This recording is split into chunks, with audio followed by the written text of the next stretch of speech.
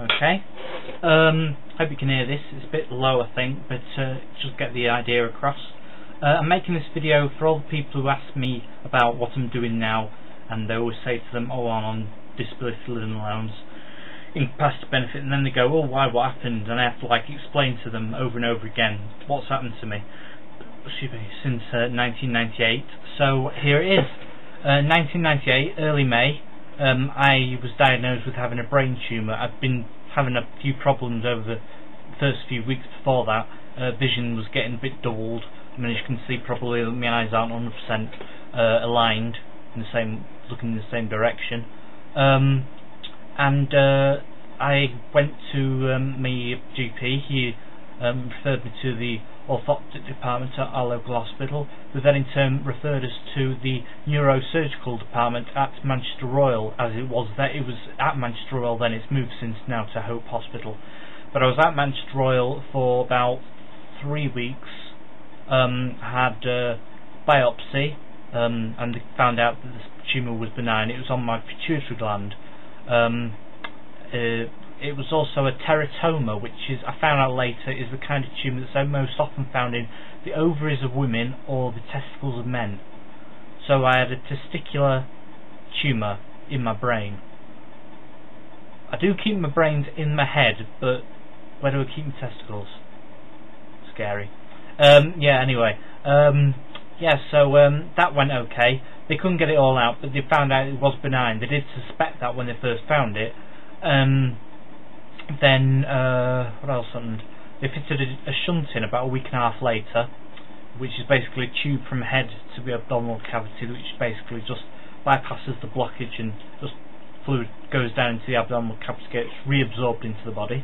I mean, it's very clever. I mean, it's just a tube really, but you know, it's clever how they do it. That was fine. A year later, in May 1999, they found that the tumour was starting to grow again, because I'd have this thing where I'd sort of be sitting and then I'd sort of lose all power in me back and my arms, and it just sort of sink down, you know, like that, sink down, yeah, just like that. And I didn't know what. Well, they said it, you know, it was the tumour, but I didn't know exactly what it was. But it started growing again. It's turned a bit cancerous. It can't turn a bit cancerous, it's a lot cancerous, but it's cancerous anyway. So I needed a 6-week intensive course of radiotherapy at Christie Hospital in Didsbury, Manchester. I was in there for 1 week as an inpatient, and 5 weeks I had to go in every weekday for my radiotherapy thing. Apparently I learned out later that if the radiotherapy had failed, I would have been dead in between 8 and 12 months. So that's, considering it's 2008 now, take it alright. Excuse me, burping.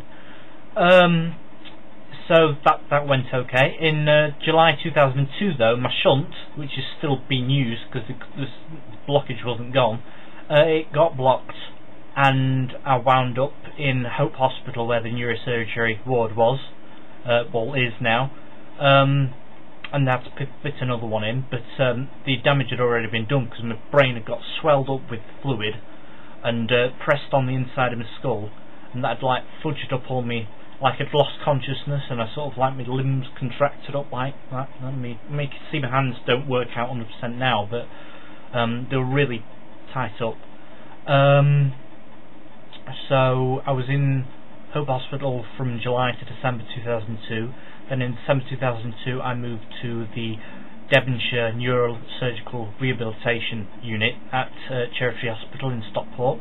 It's only about 5 minutes drive from my house actually, and so that was good for my family to just nip there. It wasn't a big long haul like it was to Salford. It's right across Manchester. What happened then?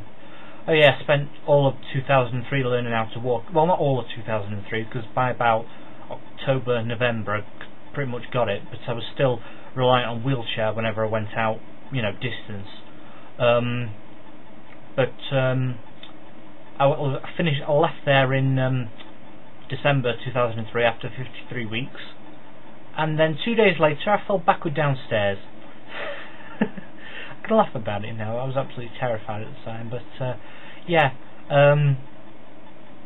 So I fell backward downstairs. I had to go into the fracture ward at Stepping Hill, which is the main hospital, local hospital, because Cherrytree is more sort of like a old cottage hospital, and now they've got the unit there, and the old geriatric bit there is now empty, and it's just going to be the unit there. Anyway, the local hospital, Stepping Hill, I was there for 1 week, and I'd got a wedge fracture in my spine, in my lumbar 1 vertebrae, lumbar 1 as in the first vertebrae of your lumbar region in your back, and it was a wedge fracture, and it was on the outside of the spine, which meant that there was no danger of it actually severing the spinal cord, which is, you know, good, because I would have probably ended up paraplegic, quadriplegic, or dead.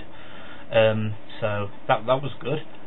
Left hospital with with a back brace rather, and I had that on every day until February, and I had finally got it off. And ever since then, I've been pottering around trying to do little bits. I write poetry. I'm very, very, very prolific. I suppose I could have had something here to actually read to you to actually prove it, but you'll just have to take my word for it. I did have a book published through United Press Limited. It's only a vanity publishing thing. I only had about 100 copies printed. You know, I had to pay for it, but a lot of them were sold. I sent about 20 or so to families and friends, and the rest were all sold off, and, you know, to people I don't know. So there might be 1 or 2 ones floating about somewhere, but other than that, that's more or less it. So that's me. So if anyone meets me on a chat room, I'll just divert them to this and say, have a look, and they'll say, you know, wow, aren't you brave? Aren't you attractive? What a rich, sexy voice do you have? And I'll say yes. That sounds a bit dirty, doesn't it? Sorry. Yeah, so that's it.